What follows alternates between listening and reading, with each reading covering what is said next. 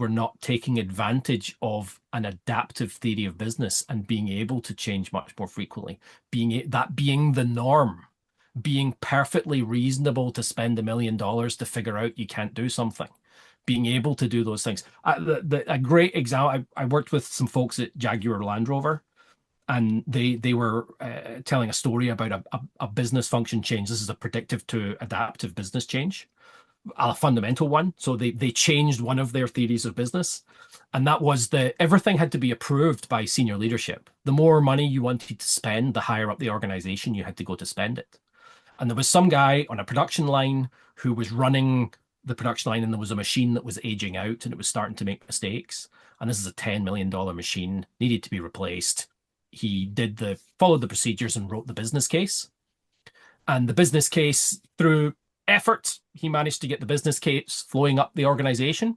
And it got to somebody a couple of levels up that looked at it. It's not my budget for this year. Denied. Right?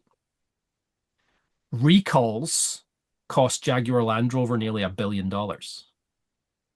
because they wouldn't spend 10 million. That's not good business, right? But that's predictive. If it was adaptive, you would do something differently. So what did they do? They moved the authority. So instead of the authority to approve the spend sitting with somebody in senior leadership, they moved that authority down the organization so every single person in the organization can authorize a spend of any amount of money to protect the business. Any amount of money. With no oversight, though? There had to be some oversight. Post-moderation. So instead of having pre-moderation, they now have post-moderation. So pre-moderation is it has to go up to somebody who's senior enough to make the approval. Now, that person can approve the spend. We've spent the money, we've bought the equipment, and the approval goes up the chain for the post-moderation validate that, yeah, cool. I see. And that's a fundamentally different way of operating. Right? And it brings a lot of other things with it that you have to pull into that story in order for it to work.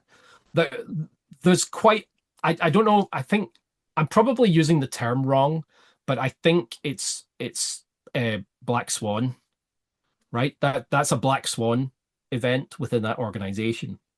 That simple change, although it wasn't a simple change, but from a big organization standpoint, it's a very small, functionally small change, was a massive catalyst for change across the organization, right? Because once you've made that fundamental shift and everybody realizes that the world doesn't fall apart when you make that shift, because they think the world's going to fall apart, because every rational person, I saw the faces going, anybody can approve any amount of money? What? the bottom didn't fall out the budget.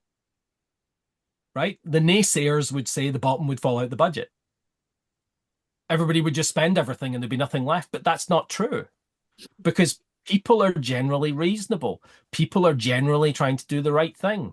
People are generally have good interests at heart. People make mistakes, but if I was going to make a spend of $10 million, I'm going to go talk to people at my peer level, right? This is what I want to do. I think it's a good idea. Can you vet it? I can go to my manager. Do you think this is a good idea? I can go to somebody else. Do you think yes, okay, well, I'm happy. I'm going to sign off on it.